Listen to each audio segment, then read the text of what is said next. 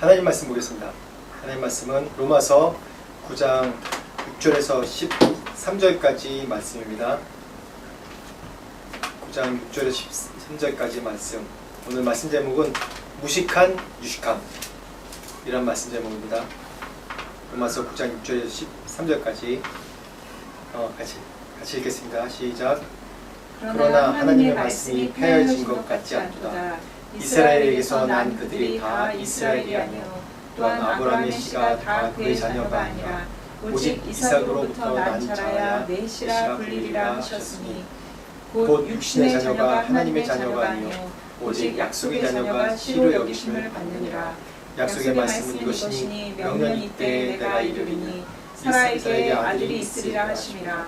그뿐 아니라 또한 리브가가 우리 조상 이삭 한 사람으로 말미암아 임신하였는데 그 자식들이 아직 나지도 아니하고 무슨 선이나 악을 행하지 아니한 때에 택하심을 따라 되는 하나님의 뜻이 행위로 말미암지 않고 오직 부르시는 이로 말미암아 서게 하려 하사 리브가에게 이르시되 큰 자가 어린 자를 섬기리라 하셨나니 기록된 바 내가 야곱은 사랑하고 에서는 미워하였다 하심과 같으니라. 우리가 지난번 이제 8장 35절에서 9장 3절, 4절, 5절까지 말씀 보면서 8장까지 말씀은 로마서에서 바울이 유대인이나 아니면 이방인이나 하나님 앞에 모두가 죄인이고 그 은혜로 구원받을 수 있음에 대해서 얘기했다면 마지막 8장 마지막에는 그 하나님의 예수 그리스도의 구원의 감격과 이 세상의 어려움 가운데서도 우리가 승리할 수 있다는 하나님의 확신, 넉넉히 이기게 하심, 승리하심에 대한 확신에 대해서 감격의 말씀을 드렸습니다. 그리고 9장이 넘어오면서 9장에서는 동족에 대한 이런 하나님의 이 인류 구원에 대한 계획과 또 이미 약속하신 말씀들이 있는데도 이 동족인 유대인들이 예수 그리스도를 믿지 아니하고 이방인은 구원받는데 이 유대인은 구원받지 못한 이 상황들로 인해서 안타까워하면서 자신이 이 예수 그리스도로 끊길지라도 내 동족을 구원하기 원한다라는 그런 마음을 이 9장 1절에서 3절까지 말씀 가운데 그 말씀을 나눴습니다. 4절 5절 말씀 보면 그 유대인들이 얼마나 하나님으로부터 은혜를 받은 자이냐, 양자됨과 영광과 언약들과 율법과 예배와 약속 또 그 믿음의 선진 조상들 뿐만 아니라 이들의 그 혈통을 통해서 예수 그리스도가 인류 구원의 예수 그리스도가 나신 것에 대한 그런 이 유대인들이 누린 축복과 그 은혜가 얼마나 큰지에 대해서 말씀 가운데 나눴습니다. 그러면서 9장 6절의 말씀에 또 다른 반전이 나옵니다. 왜냐하면 이 9장 6절 말씀 보면 그렇게 나와 있죠. 하나님 말씀이 폐허해진 것 같지 않도다. 이스라엘에게서 난 그들이 다 이스라엘이 아니오라는 말씀을 하고 있죠. 이 말씀은 유대인이라고 하나님께서 택한 선민이라고 무조건 다 구원받는 것 아니라는 것을 선언하는 것입니다. 유대인들은 그렇게 믿고 있지 않죠. 유대인들은 우리는 선민이기 때문에 선택받은 민족이기 때문에 우리는 다 구원받는다. 저 다른 이방인들은 쓰레기 같은 자들이고 우리에게 긍휼이 있다면 그들을 긍휼히 여기는 것이다 라는 그런 마음 자세로 가지고 있는 것이죠. 그런데 예수 그리스도의 그런 십자가의 사건 또 온 인류를 구원하시는 그 구원의 섭리 가운데서 이방의 복음을 전하면서 보니까 이 동족에 대한 이 동족 유대인들이 얼마나 역사적으로 지금까지도 하나님의 구원의 그런 사인과 여러 일들이 있는데도 부인하면서 계속 하나님을 배반하고 결국 예수 그리스도까지 십자가에 못 박는 그런 사건을 보면서 유대인들이라고 다 구원받을 수 있는 것이 아니다라는 것을 선포합니다. 그 바울이 제시한 그 첫 번째가 뭐냐면 혈통적인 이스라엘이라고 다 약속받고 구원받는 것은 아니라고 얘기하는 것입니다. 그러면서 처음에 말씀했죠. 하나님 말씀이 폐허해진 것 같지 않도다라고 이 전제 조건을 얘기하면서 혈통적인 유대인이 다 유대인이 아니다. 혈통적인 유대인이 다 구원받은 약속받은 것이 아니라라는 것을 얘기하는 겁니다. 그 증거로 두 가지의 예를 이 말씀 6절 이 말씀 가운데 두는데, 첫 번째는 아브라함에 대한 거고 두 번째는 야곱과 에서에 관한 겁니다. 아브라함에 관한 거면 아브라함의 아들 이삭과 이스마엘의 사례를 이 말씀 가운데 얘기합니다. 아브라함에게 두 아들이 있었습니다. 우리가 알기로는 이삭이지만 그 이전에 이스마엘이라는 아들이 있었습니다. 왜 이스마엘이라는 아들을 낳았을까요? 아브라함이 이미 처음에 아브라함에게 약속하신 약속이 있습니다. 네 자손이 하늘의 별과 같이 바다의 모래와 같이 많게 하리라 라는 그런 자손의 약속, 자손의 축복의 말씀을 주셨습니다. 그래서 그걸 정말 믿었습니다. 믿으니 창세기 21장에 믿으니 그 믿음으로 정말 믿었어요. 그래서 그 믿음으로 의롭게, 여기서 칭의가 나오는 겁니다. 아브라함이 그 약속의 말씀을 믿으니 그것으로 하나님이 의롭게 여기셨다고 했습니다. 거기서부터 믿음의 조상이 나오는 것입니다. 그런데 시간이 지나면 지날수록 아기가 이제 그렇게 약속한 지 1년 만에 나오는 게 아니라 계속 시간이 지나도 출산을 못하는 거예요. 그래서 사라가 아브라함에게 제안을 하죠. 우리 그래도 하나님이 약속하신 말씀을 이루어야 되지 않습니까?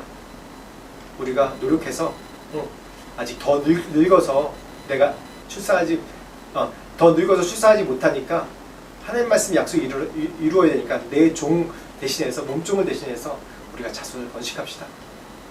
그래서 하갈을 통해서, 종 하갈을 통해서 아들을 낳습니다. 그것이 이스마엘이죠. 근데 하나님이 아브라함에 나타나셔서 다시 말씀하시죠.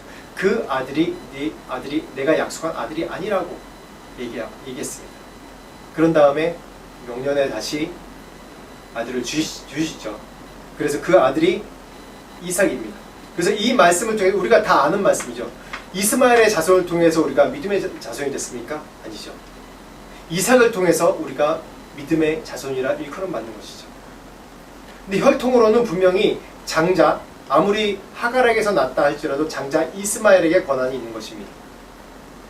그때 당시 풍습이 그랬어요. 자식을 못 낳으면,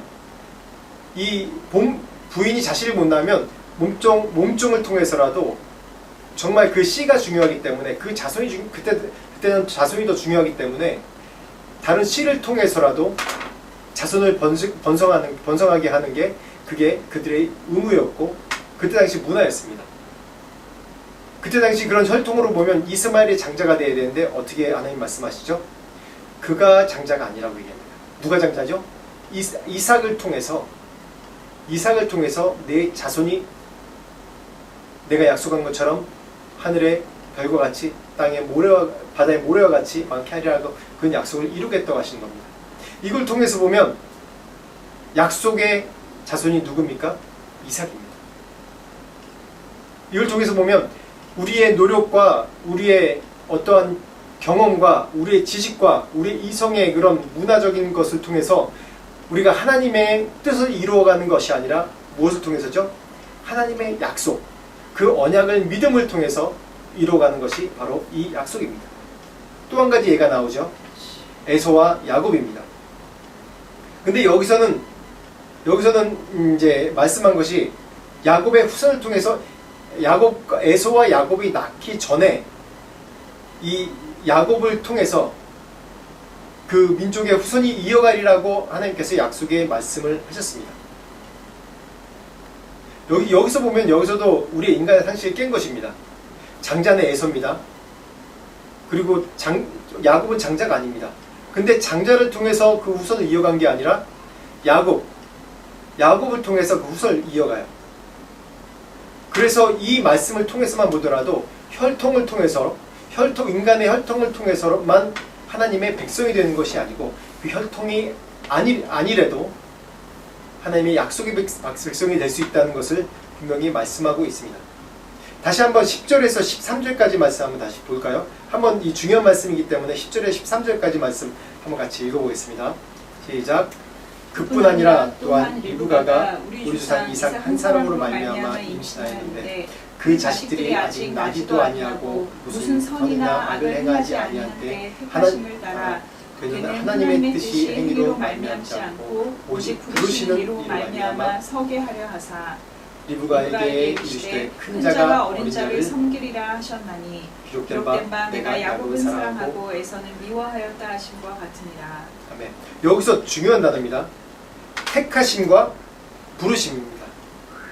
무슨 선이나 악을 행하지 아니한 때 택하심을 따라 되는 하나님의 뜻이 행위로 말미암지 않고 우리의 행위, 우리의 인간의 행위야 그런 것들로 되지 않고 오직 부르시는 이로 말미암아 서게 하는 택하심과 부르신 이로 말미암아 서게 하는 것입니다. 여기서 택하시고 부르신 자가 누굽니까? 바로 야곱이라고 얘기했습니다. 이 말씀 참 이해하기 쉽지 않죠. 분명히 야곱과 에서가 나기도 전에 하나님이 이렇게 말씀을 통해서 선언하신 겁니다. 리브가에 선언하신 거예요. 이미 나기도 전에 야곱을 택하시고 부르셨다고 얘기했어요. 그리고 에서는 미워하였다 하심과 같으니라 라고 얘기하고 있습니다. 참 아이러니합니다. 그래서 이 9장에서 이 9장 말씀이 성경에서 참 난해한 구절로 꼽혀요. 여러 가지 난해 구절이 있는데 그 중에 하나가 이 9장 말씀, 이 9절 말씀입니다. 이게 이해가 됩니까? 우리 인간의 상식으로? 야곱과 에서가 나기 전에 이미 야곱은 사랑하고 에서는 미워했다라는 참 하나님의 기준이 뭔지 잘 모르겠어요. 하나님의 기준이 뭡니까? 하나님이 우리를 택하시고 부르신 기준이 뭡니까? 누가 선하고 누가 악하다는 기준이 뭡니까? 이게 참 이 기독교 역사적으로 참 이 부분이 참 정말 난해한 구절입니다. 이 구절로 인해서 어떤 사람은 시험 받는 사람도 있고 참 고민하고 번뇌하는 사람들이 참 많아요. 저도 이 구절 때문에 참 알겠는데 무슨 말씀인지 알겠는데 이거를 설명하고 이거를 말씀 가운데 풀어내자니 정말 어렵더라고요. 근데 야곱은 사랑하고 에서를 미워했다는 이 원어적으로만 보면 이 두 가지 해석이 있는데 영어에서도 여기서 분명히 야곱은 사랑하고 에서는 미워했다고 얘기하고 있어요. 근데 원어로 보니까 이 해석이 그 말씀이지만 또 한 가지 다른 말씀이 있는데 또 다른 한 가지 해석은 미워했다는 게 아니라 우선순위에 대해서 얘기할 때 이 야곱에게 더 우선순위 있고 에서에게는 우선순위가 밀려난다 그런 의미로 또 원어로 해석하기도 합니다. 근데 어쨌든 이 두 가지 해석 다 우리의 머리로는 납득이 되지 않습니다. 정말 납득이 되지 않아요. 근데 중요한 건 13절과 21절 말씀 한번 같이 읽어보겠습니다. 13절, 21절 말씀 읽어보겠습니다. 시작. 기록된 바 내가 야곱은 사랑하고 에서는 미워하였다 하심과 같으리라. 21절. 토기장이가 진흙 한 덩이로 하나는 귀 쓸 그릇을 하나는 천이 쓸 그릇을 만들 권한이 없느냐. 이 말씀은 뭐냐면 이 말씀이 9장 6절부터 쭉 풀어나가는 말씀이 그 말씀의 의도가 뭐냐면 한 가지예요. 하나님의 주권. 하나님의 주권에 대해서 무조건 인정하는 겁니다. 납득이 안 되죠. 근데 여기 토기장이 비유 우리가 다 알잖아요. 토기장이가 진흙 한 덩이로 귀 쓸 그릇, 천이 쓸 그릇. 근데 귀 쓸 그릇, 천이 쓸 그릇이라고 얘기하지만은 그 토기장이가 만든 그릇은 각자 영역대로 사용되는 거예요.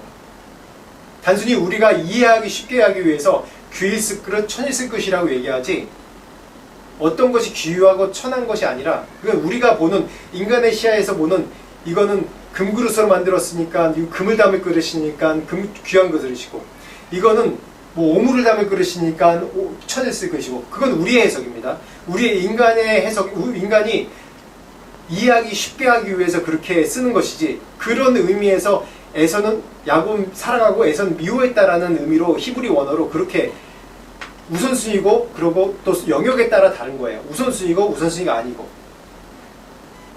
근데 토기장이 마음이죠. 진흙 갖고 이것을 뭐로 만들어 쓰던 어떤 것으로 만들어 쓰던 그 토기장이 마음이죠. 그 진흙이 여기에 대해서 뭔가 판단할 수 있습니까? 판단할 수 없어요. 진흙에 어떤 지능이 있습니까? 없죠. 제가 인도에서 개 2마리를 길렀습니다. 저희를 거쳐간 게 한 4마리 좀 넘는데 그 중에 마지막 2마리를 이제 길렀어요. 그렇게 몇 마리를 기르면서 이제 깨닫는 게 뭐냐. 처음에 개를 길렀던 이유가 인도에서는 인도 사람은 호기심이 참 많아요. 특히 외국 사람 보면 지나가다가도 너 어디서 왔느냐, 뭐 하느냐, 뭐 꼬치꼬치 캐물어요. 꼭 그렇게 호기심이 많아요. 그래서 인도에서 개를 기른 이유가 우리가 외국 사람이 사는 걸 알면 이제 인도에는 노점 상인들이 많거든요. 이제 상인들이 이제 리어카 끌고 다니면서 뭘 파는 사람들이 많아요. 이게 종소리 치면서 문 두드리면서. 근데 꼭 뭘 파는 사람들이 개가 없을 때 우리 집 문 앞까지 와서 막 툭툭 뚫기면서 들어오면 안 되는데 그 현관 대문을 열고 현관까지 와서 똑똑거리는 거예요. 잘못하면 안방까지 들어오기 시작하더라고요. 그래서 어쩔 수 없이 개를 기르게 되는데 개를 오래 기르면서 이제 개도 정말 이 인격이 있고 또 이 개들도 보면 생명이기 때문에 한 번 기르면 죽을 때까지 책임을 져야 되겠더라고요. 그래서 제가 태국 가서도 참 개를 기르고 싶은데 개를 못 기르는 게 그거예요. 제가 여기서는 계속 이동을 하기 때문에 어떻게 개를 못 기르겠더라고요. 근데 개를 기르면서 여러 가지 깨달은 것 중에서 하나가 개의 충성됨입니다. 저희 이제 센터 마당이 넓어서 2마리를 한꺼번에 기르면서, 그러니까 앉아 그러면 앉아요. 주인이라고 인식된 우리 집에 사는 사람들이 앉아 그러면 앉았는데 외부의 사람이 와서 뭐라고 그러면 전혀 듣지 않는 거예요. 그리고 기다려 그러면 이제 그것도 훈련시켰죠. 훈련시키면서 기다려 그러면 기다려요. 밥이 앞에 있는데 기다려 그러면 기다려요. 처음에 그걸 잘 못하더라고요. 그래서 계속 훈련시켰죠. 그러니까 그걸 먹자고 계속 기다리는 겁니다. 이유도 모르고. 걔는 그렇게 충성돼요. 주인이 말한 걸 계속 듣더라고요. 그런 것처럼 걔가 그거를 뭔지 이해하고 들었을까요? 주인의 의도가 뭔지 이해하고 듣지 않잖아요. 그냥 주인이 명령하면 그 명령 그냥 순종하는 거예요. 듣는 거예요. 아, 그렇구나. 그리고 걔가 만약에 걔가 인간이 돼서 사람에게 먹지 마 그러면 그게 먹는 거 들을까요? 안 들어요. 저희 막내가 지금 군대가 있는데 해병대가 있습니다. 근데 해병대가 좀 이제 그래도 좀 뭔가 결심하고 모병제이기 때문에 결심하고 온 아이들이 아닙니까? 젊은이들 아닙니까? 그러니까 꼭 하지 말라는 건 한대요. 꼭 하지 말라는 거. 저희 막내 아들은 굉장히 순종적이고 이제 말하면 잘 듣는 스타일인데 꼭 자기 이제 소대원 자기 이제 생활반 아이들 중에서 꼭 하지 말라는 거를 꼭 한 번씩 해본대요. 그게 사람인 것 같아요. 걔들은 한 번 하지 말라는 거는 안 해요. 주인이 싫어하는 건 안 해요. 순종합니다. 근데 꼭 사람만 그렇게 순종을 안 하더라고요. 그런 것처럼 이 개가 사람의 뜻을 이해 못하듯이 하나님이 우리의 삶을 인도하시지만은 우리가 하나님의 뜻을 절대적으로 믿고 순종해. 그게 하나님의 주권이거든요. 하나님의 주권에 대해서 인정하고 절대적으로 신뢰해야 되는데 그렇지 못한 것이 너무나 많습니다. 하나님 앞에서 참 우리가 말씀을 읽을 때도 보면 우리가 죄인이기 때문에 우리가 죄인이라는 걸 인정 안 하고 말씀 읽으면 안 돼요. 우리가 죄인이고 우리가 무지한 자라는 걸 인정하고 말씀을 읽고 말씀 앞에 대해야지 자꾸 이거 말씀 읽다 보면 인간적인 사고로 계속 이해하고 사고를 하게 돼요. 그리고 판단하게 돼요. 이 말씀이 맞아? 틀려? 그러면서. 그래서 세상 사람들이 이 말씀 읽으면 무슨 신화나 우화의 얘기로 듣지 예수님이 진짜 무리를 걸으셨어? 죽은 자 살리셨어? 그거를 교회에 나오면서도 믿지 않는 사람들이 너무 많아요. 정말 믿지 않는 사람들이 많습니다. 모태신앙이라고 해도 40 넘게 모태신앙으로 어렸을 때부터 교회 다녀도 이걸 믿지 않는 사람들이 실제로 많이 있습니다. 믿는 것이 은혜라고 얘기하죠. 이거 왜 그렇습니까? 우리 인간 중심적인 사고로 이걸 이해하려고 하기 때문에 그럽니다. 이 말씀은요, 하나님의 주권입니다. 우리에게 주신 선물이고요, 하나님의 주권입니다. 하나님께서 우리를 어떻게 구원하시겠다는 그런 지침서를 우리에게 주신 겁니다. 그래도 최대한 하나님께서 우리가 이해하도록 여러 성경의 인물들을 통해서 예를 통해서 간증을 통해서 말씀을 주셨지만 하나님의 이거 원칙은 오늘 9장 나온 말씀의 원칙은 하나님의 주권입니다. 하나님의 주권을 인정하지 않는 그런 태도에서는 말씀을 알 수가 없죠. 이 존 파이프 목사님의 복음과 하나님의 주권이라는 책이 있습니다. 그 책에 보면 이 존 파이프 목사님이 설교를 하면서 이 로마서 9장 말씀을 통해서 자신의 그런 세계관이 완전히 바뀌었다고 고백합니다. 그 전에는 철저하게 인간 중심의 생각인 사고에서 설교했다면 이 말씀을 통해서 하나님의 그런 그 주권과 그 크심과 그 전능하심과 그런 대상이 우리가 인간의 그런 생각으로 판단하거나 연구할 대상이 아니라 오직 경배하고 흠모할 대상이라는 것을 깨달았다고 해요.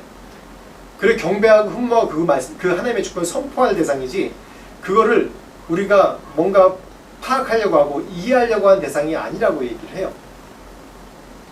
그래서 저도 이제 이번에 한국 이제 한 달 동안 방문했는데 방문하면서 제가 도착하자마자 토요일날 도착했는데 주일날 제 설교하게 됐어요. 제 이제 신학대학 동기인데 거의 한 대학 졸업한 이후로 처음인 것 같아요. 한 25년, 30년 가까이 만에 처음 만난 것 같아요. 그래서 그 교회 가서 설교를 하고 이제 같이 말씀을 나누는데 그 친구가 목회하면서 고민을 얘기하더라고요. 저도 이제 목회를 준비하면서 설교에 대한 고민이 참 많이 돼요. 설교를 어떻게, 말씀을 어떻게 전할까, 말씀을 어떻게 풀까 그런 고민을 같이 얘기하게 됐어요. 그래서 그 친구 목사가 이제 설교 세미나를 오랫동안 듣고 또 자기가 왜 설교 패턴이 바뀐 거에 대해서 얘기를 해주는데 어떤 얘기를 제가 캐치했냐면 여태까지 자신의 설교가 인본주의적인 설교였대요. 말씀 설교하기 위한 말씀을 해석한 것이지 이것이 하나님의 주권이고 예수 그리스도가 중심이 된 말씀이라는 것을 빼놓고 설교했다는 거예요. 그래서 저한테 도전하더라고요. 그래서 그 말씀을 듣고 보니까 저도 설교 스타일이 이걸 어떻게 말씀을 과학적으로 분석하고 이성적으로 분석하고 합리적으로 분석해서 말씀을 전할까라는 그런 노력을 했지 이걸 하나님의 주권으로 예수 그리스도가 중심이 돼서 모든 것을 하나님의 주권으로 해석하려는 게 또 가끔 부족했다는 생각이 들더라고요. 그래서 회개했습니다. 말씀 전할 때는 이것을 분명히 우리가 성도의 믿음의 수준이 있기 때문에 처음 초신자들 있고 여러 이제 신앙이 있기 때문에 이거를 분명히 우리가 이해할 수 있도록 최선 다해서 말씀을 또한 풀어야 되고 또 말씀을 잘 씹어서 넘겨줘야 되는 그런 의무가 우리 목회자들한테 있는 겁니다. 그렇지만 더 중요한 전제는 우리의 태도입니다. 하나님의 주권, 설교를 위한 말씀을 전하기 위한 그런 것이 아니라 하나님의 주권에 대한 충분한 선포가 있어야 되고 하나님의 주권에 대한 충분한 그런 선언이 있어야 됩니다. 그래서 이 존 파이퍼 목사님이 이제 굉장히 유명한 설교자예요. 말씀했듯이 여기서 논쟁으로 채를 걸러줘야 할 덩어리가 아니라 죄인들을 위한 복음이다. 자신들의 반항적 의지를 극복할 수 있는 내 은혜의 주권적 승리만이 유일한 소망임을 깨닫게 하는 것이 바로 이 말씀, 이 하나님의 주권을 인정하는 것이다 라고 얘기를 합니다. 우리가 말씀을 들을 때, 설교 말씀 들을 때도 그렇고 저도 그럴 때가 많아요. 말씀을 들을 때 우리의 얄팍한 우리의 경험과 이상적인 사고와 지식과 공부한 것과 그런 것들로 하나님 말씀을 걸러내요. 이건 이거고 이건 아니고 이건 이거고 이건 아니고. 그래서 이런 이성적인 사고가 발달하면서 역사적으로 보면 어떤 일이 일어났습니까? 중세 기독교가 타락하면서 이성이 발달하게 됐고 그러면서 점점 기독교가 타락하게 됐고 또 1, 2차 세계대전 겪으면서 사람들의 사고가 바뀌어서 더 인본주의 쪽이고 합리주의고 그런 걸 따라가지 않습니까? 그러다 보니까 유럽의 기독교가 다 죽었어요. 교회들이 다 죽었어요. 그러다 보니까 지금 이 시대에 미국 기독교도 점점 죽어가고 있고 한국도 점점 우리가 믿음이 힘을 잃어가고 있고 교회가 조롱받는 시대로 점점 돼가고 있습니다. 제가 옛날에는 기복신앙을 참 싫어했거든요. 복만 빌고 축복해 주십시오 그런 걸 너무 싫어했거든요. 근데 이번에 한국 갔다 오고 나서 그런 도전을 받았어요. 지금 이 시대가 다시 한번 기복의 신앙을 강조할 시대라는 그런 도전을 받았습니다. 왜냐하면 사람들이 너무 지식으로만 믿고 자기 경험으로만 믿고 이 말씀을 해석한다고 하면서 자신의 지식과 합리적으로 이걸 해석하려고 하니까 빼먹는 부분이 많은 거예요. 예수 그리스도의 기적, 예수님께서 내가 한 일 너희들이 다 행할 수 있다고 얘기한 것, 믿음으로 사는 방법에 대해서 다 빼먹고 우리가 사는 거예요. 옛날에는 이 기복신앙에 대해서 생각하다 보니까 옛날에는 우리가 옛날 어른들 정말 아무것도 없는 시대였잖아요. 우리나라가 정말 가난한 시대였고 뭐 나가서 레저를 즐길 것도 없고 또 이제 직업도 많지 않아 가지고 물론 이게 못 사는 시대였기 때문에 아버지 한 분만 벌어서 살 수 있는 시대였어요. 어느 정도. 그렇다고 뭐 누리는 그런 시대 아니었잖아요. 나가서 외식한다 그러면 기껏해야 뭐죠? 짜장면 먹는 거 그게 외식의 전부였어요. 정말 없는 시대에 많은 분들이 어떠한 큰 일이 사고나 사건이 생기면 그냥 무릎 꿇을 수밖에 없는 거예요. 그렇다 보니까 그들이 받은 복이 다 내 것이 아니라는 그런 인식이 있었어요. 그래서 교회를 짓는다, 교회를 세운다 그러면 자신의 집을 팔아서 전세로 가고 그걸 다 헌금했어요. 근데 지금 시대에 그러라면 그래요? 절대 안 그럽니다. 그런 사람이 정말 없어요. 물론 지금도 그렇게 하는 분들도 있겠죠. 그렇게 레디컬하게 믿음으로 사는 사람들이 있겠죠. 그래서 제가 이 시대는 다시 기복신앙을 강조해야 되는 시대 같아요. 자기 것을 다 내려놓고 다 팔아서 하나님께 드리고 초대교회처럼 옛날에 우리 아버지 세대, 우리 부모 세대에 그런 믿음의 선진이 했던 것처럼 그런 시대가 됐어요. 우리 이성으로 예수 믿는 시대가 되면 안 되는 거예요. 제가 이번에도 정말 중요한 목사님을 한 분 만났는데 그 목사님이 어떠냐면 참 독특했어요. 설교를 들어봤는데 이단 아닌가 라는 생각이 들 정도로 참 독특하게 정말 급진적으로 믿음을 급진적으로 실행하는 분이에요.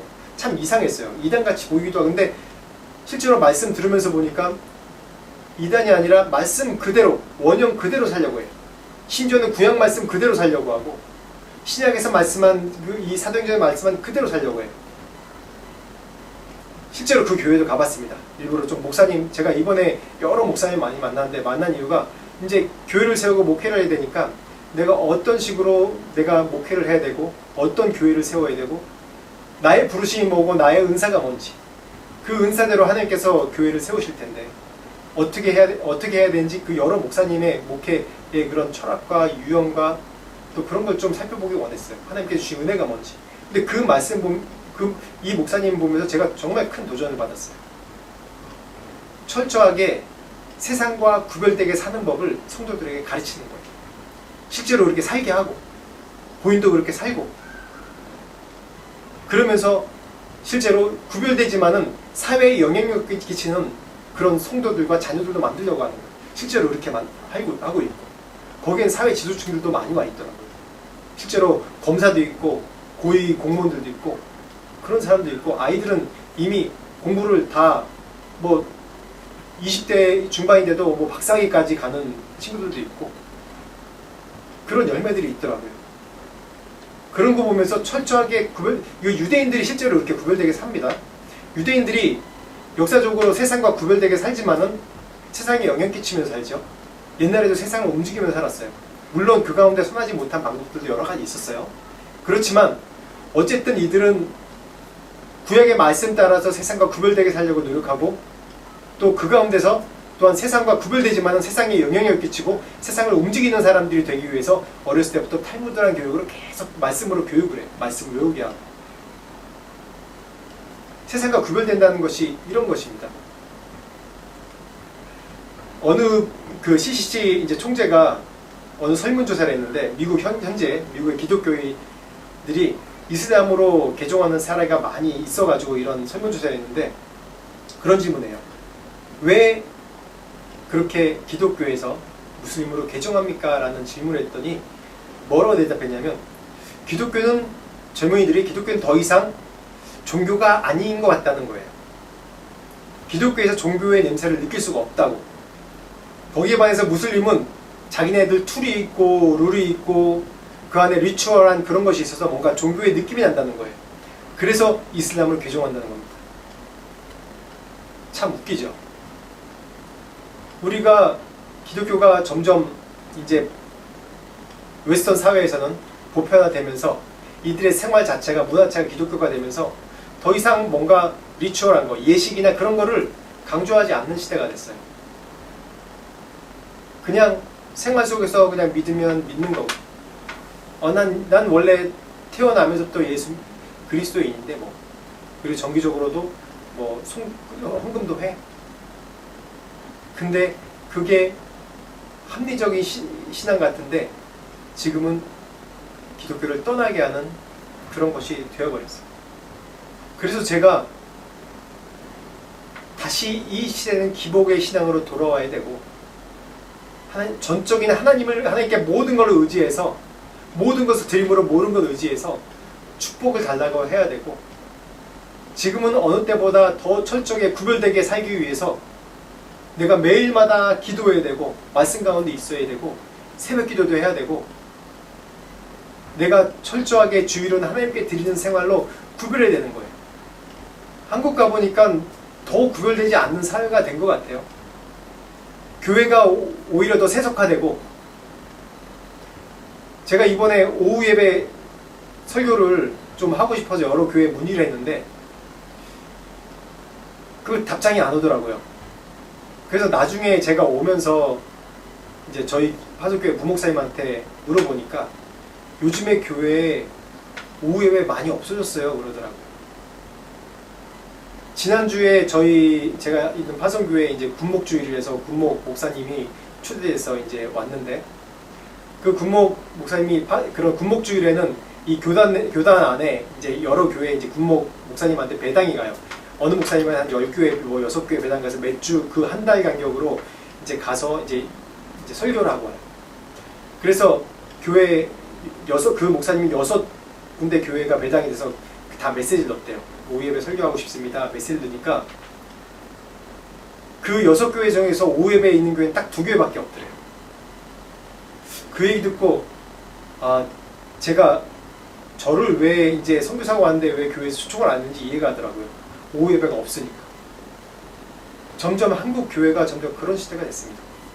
예배가 줄어들고 모임이 줄어들고 우리가 하나님께 드리는 그런 예식, 예배, 헌신 그런 것들이 점점 줄어든 사회가 됐어요. 왜? 우리의 미성과 우리의 경험과 지식으로도 하나님께 나오기 때문에 이런 건 빼도 되겠구나. 우리의 편리를 위해서 우리가 뭐 꼭 예배 나와야지만 되나? 교회 나와야지만 되나? 그냥 집에서도 우리가 코로나 시를 통해서 줌으로 예배 드리지 않습니까? 뭐 그래도 되지. 근데 지금은 다 알잖아요. 줌으로 예배 드리면 예배가 안 된다는 거. 줌으로 예배 드리면 우리가 정말 정자세로 우리가 정말 진실되게 예배를 드릴 수 없다는 걸 누구나 다 알잖아요. 자신들이. 그렇기 때문에 점점 실시간 예배를 거의 없애고 줌으로 예배 띄워놓은 것도 없애더라고요. 꼭 왜 그럴까요? 우리는 육신이기 때문에 어쩔 수 없어요. 육신의 몸을 입은 사람이고 죄인이기 때문에 어쩔 수 없어요. 우리가 예배 교회당에 나와야 되고 예배를 모여서 드려야 되고 그러면서 우리가 하나님께 나가는 그런 하나님을 경외하게 되고 하나님의 주권에 대해서 깨닫고 이해하게 되는 거예요. 나 혼자 신앙생활하는 것이 아니라 내 주변 사람들이 어떻게 하나님의 복을 누리고 축복 가운데 살고 어떠한 고민을 하고 믿음 가운데 어떻게 승리하며 사는지에 대해서 볼 때 하나님의 주권에 대해서 알게 된다는 거예요. 그래서 점점 이런 내 명철을 의지하고 내 지식을 의지하는 사회에서 벗어나야 되는 겁니다. 이제 그걸 깨부숴야 되는 겁니다.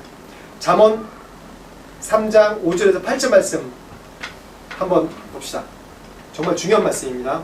같이 읽겠습니다. 시작. 너는 마음을 다하여 여호와를 신뢰하고 내 명철을 의지하지 말라. 너는 범사의 그를 인정하라. 그리하면 내 길을 지도하시리라. 스스로 지혜롭게 여기지 말지어다.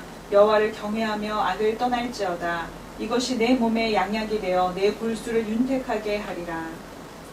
이 말씀 가운데 몇 가지 말씀 나오죠. 여호와를 신뢰하고 인정하고 하나님을 경외하라. 이 3가지 중요한 원리가 나옵니다. 마음을 다하여서 하나님 신뢰하고 하나님 인정하고 여호와를 경외하라 라고 나옵니다.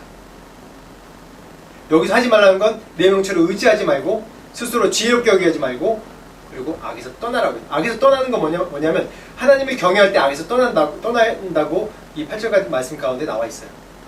중요한 건 하나님을 신뢰하고 인정할 수 있는 것은 마음을 다해 인정할 수 있는 것은 뭐냐면 그걸 가로막는 것은 내 명철이고 내 스스로 지혜롭게 여기는 거예요.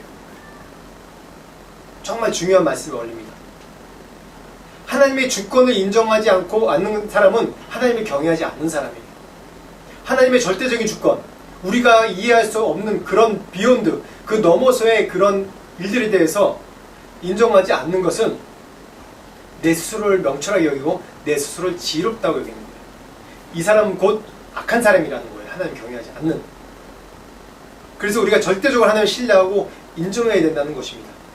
참 이 말씀이 이 9장의 이 원리가 이 선택적인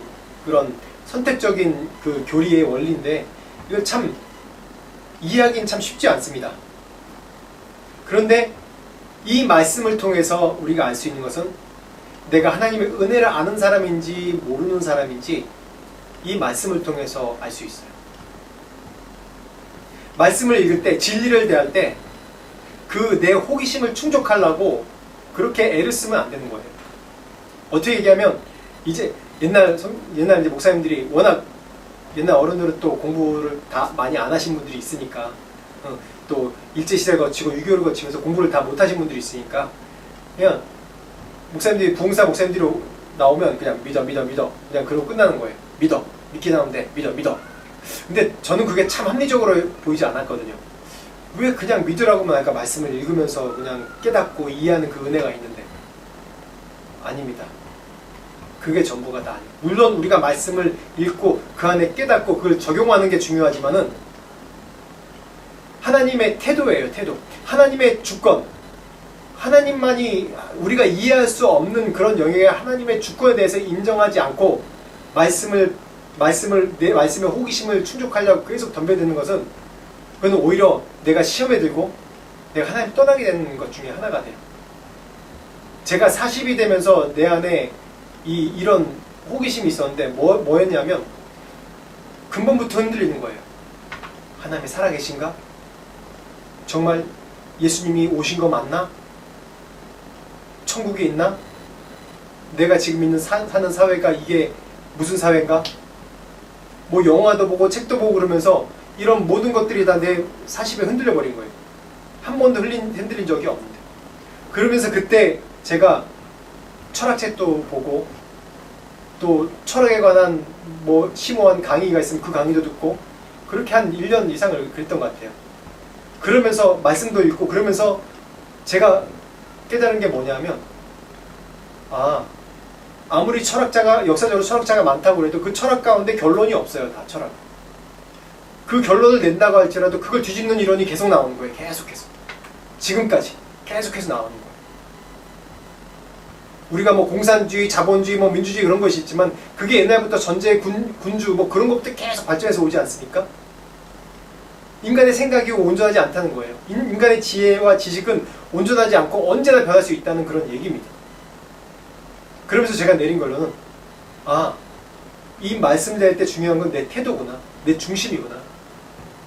내 중심이 하나님을 인정하고 하나님을 신뢰하고 하나님이 절대자이고 나의 인생을 이끌고 우리 인류를 구원하시기 위해서 이미 말씀에 약속한 것처럼 그것을 믿고 신뢰하는 것이 그런 자세로 내가 말씀을 대하고 보는 것이 정말 중요하구나. 이 자세가 정말 중요합니다. 말씀에 대해서 호기심 가질 수 있어요. 말씀을 대할 때 정말 이것이 옳은 진리인가 아닌가 라는 말씀을 탐구하는 것이 정말 필요합니다. 근데 그 전제 조건이 뭐냐면 내 안에 하나님의 주권에 대해서 하나님의 전능하심에 대해서 나의 아버지 되심에 대해서 마음속 깊이 신뢰하고 인정하는 마음이 없으면 그거는 늘 내 안에 모순 가운데 빠져들고 갈등 가운데 빠져들고 결국 하나님을 부인하게 하는 그런 결론까지 오게 하는 겁니다. 오늘 말씀이 유식한 것이 무식한 것이라고 그랬죠. 이 하나님의 주권에 대해서 우리가 얼마나 광범위한지 모릅니다. 참 무식해요. 근데 유식한 건 뭐냐면 하나님이 전능자이고 이 온 세상을 만드신 분이고 지금도 우리를 인도하고 계시고 우리를 결국 구원하시고 영원히 하나님과 함께 영생을 누리게 하실 것 그 하나 믿는 거예요. 그 안에서 우리가 죄인이기 때문에 다 이해할 수 없어요. 우리는 이 4차원, 이 과학적으로 얘기하면 4차원 세계, 이 3차원 세계밖에 살지 않기 때문에 그 4차원, 5차원, 6차원, 10차원, 11차원 과학에서 말하는 그 세계를 이해할 수 없는 거예요. 과학에서도 그걸 이해하지 못하는데 하물며 우리가 어떻게 이 하나님의 뜻을 이해할 수 있겠습니까? 제가 난해 구절이라고 얘기한 이 구절을 어떻게 이해할 수 있습니까? 다니엘 보면 다니엘이 이 바벨론으로 이제 포로로 갈 때 다니엘이 이 세상과 그 바벨론과 구분하기 위해서 어떻게 했냐면 그들의 왕의 잔치 음식을 먹지 않았어요. 채소만 먹었어요. 근데 환관장이 너 그러면 나중에 내가 큰일 난다. 얼굴에 빛이 있어야지. 그런데 한번 시험해보라고 얘기했어요. 그러고 나서 어떻게 됐죠? 그러고 나서 진짜 보니까 다른 어떤 사람들보다 얼굴에 이 다니엘과 친구들이 얼굴에 빛이 나요. 세상과 구별하는 거예요. 한번 이 상황을 생각해 보십시오. 다니엘이 포로로 갔어요. 포로로 가서 바벨론이라는 이 거대한 제국, 아주 굉장히 발전된 그때 당시 최첨단에 없는 그런 바벨론 제국의 가장 좋은 왕궁에 들어갔는데 그러면 그곳에서 하는 것이 정답 아닙니까? 그곳에서 그 사람들이 최대한 대로 정말 그 세상 최고의 것으로 다 해놓고 최고의 것으로 먹이는데 그것을 하면 그것을 따르지 않고 나는 구별되게 다른 것, 음식도 다른 걸 먹는다. 그게 이해가 되는 것입니까? 전혀 이해가 될 수 없는 겁니다. 모든 사람들이 세상의 최고의 것을 먹이고 줘서 이 얼굴에 아름답고 빛이 나게 하는 것인데 그걸 거부하고 하나님 말씀대로 하는 거예요. 근데 다른 어떤 사람의 얼굴보다 빛이 났다고 했어요. 우리가 결과론적으로 보니까 이 다니엘이 승리를 했으니까 그렇게 보는 거죠. 그렇게 얘기할 수 있죠. 아니에요. 다니엘은 정말 유명한 말씀 있지 않습니까? 풀무불 가운데 던져지는 가운데 있는데 거기서 분명히 얘기합니다. 그렇게 아니하실지라도 왕이여 우리가 왕의 신을 섬기지도 아니하고 왕이 세우신 금신상에 절하지 아니할 줄 아옵소서. 이때 당시에도 왕의 신상에 절하지 않으면 죽는 거예요. 풀불에 던져지는 거예요. 그런데 어떻게 합니까? 그리 아니하실지라도 내 목숨보다도 더 중요한 게 하나님의 주권인 거예요. 내가 여기서 사자의소에서 풀무불에서 죽는다 할지라도 내가 하나님의 주권을 인정합니다. 우리가 결과론적으로 다니엘이 다 승리하고 높은 위치에 있고 다 그렇기 때문에 모든 것이 아니라 다니엘은 그때 당시 상황에 세상과 타협하지 않은 구별됨으로 살았어요. 이것이 하나님의 주권을 인정하는 태도였어요. 내 생명이 죽는데 어떻게 하나님 주권을 인정할 수 있습니까? 어떻게 하나님 신뢰하고 인정할 수 있어요? 내 생명이 죽는데. 근데 다니엘은 아니에요. 자기가 죽을지라도 그리 아니실지라도 내가 하나님만 섬기겠습니다라고 인정했어요. 세상과 구별됨이었습니다. 아브라함에게도 이제 하나님이 찾아가서 이제 사라가 곧 아이를 낳으리라 얘기했을 때 사라가 뒤에서 웃었어요.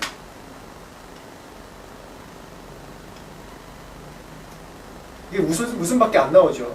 이제 100세 다 된 이제 애 낳을 수 있는 게 다 끊어진 상태에서 애를 낳을 수 있다고 그러니까 웃음밖에 안 나오죠. 근데 하나님은 하나님의 주권적인 역사는 우리의 인간의 이해를 뛰어넘어서 역사하십니다. 그게 바로 믿음이고 순종입니다. 하나님의 주권을 인정하는 신앙은 하나님을 신뢰하고 인정하는 것, 그것은 바로 하나님을 믿고 순종하는 것입니다. 말씀 그대로. 거기서부터 우리가 세상에 구별됨이 시작되고, 거기서부터 우리가 이 세상을 이기는 믿음, 우리가 결론으로 승리하는 거지 않습니까? 승리하는 결과의 열매가 우리에게 나타나는 겁니다. 그래서 이 9장 말씀 정말 난해 구절이지만 난해 구절이 아닌 은혜의 말씀인 것이 무엇이냐면 바로 하나님의 주권을 인정하게 만드는 것입니다. 그래서 우리가 하나님의 주권을 인정합시다. 그리고 그 하나님을 인정하고 신뢰하고 그 말씀을 믿고 순종합시다. 그래서 그대로 따르는 그런 우리 믿음의 소유들이 되길 축원합니다. 기도하겠습니다.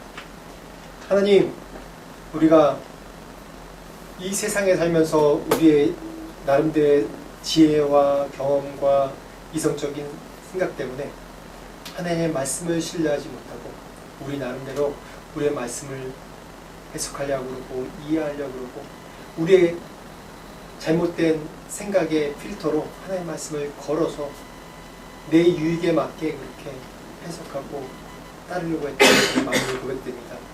하나님, 다시 한번 선포합니다. 주님의 주권을 내 삶 가운데 선포합니다. 주님의 주권을 이 세상 가운데 선포합니다. 하나님은 전능하셔서 모든 것이 가능하시고 또한 하나님께서 믿는 자에게 축복 주시고 주님을 따른 자에게 축복하시는 또 책임지시는 하나님을 믿습니다. 그래서 그 말씀에 믿고 순종하기로 결정합니다. 주님 축복하여 주시옵소서. 세상과 구별되게 살게 하여 주시옵소서. 매일마다 하나님의 주권에 하나님의 위대하심에 감격하며 감동하며 주님께 전적으로 의지하는 우리의 믿음의 신앙이 될 수 있도록 축복하여 주시옵소서. 지금 우리 주 예수 그리스도의 은혜와 하나님 아버지의 무한하신 사랑과 성령님의 감화감동의 역사하심이 하나님의 주권을 인정하며 그분을 신뢰하며 믿음과 소망으로 살며 주님께 순종하는 모든 자들에게 지금부터 영원토록 함께 하시길 간절히 축원하옵나이다.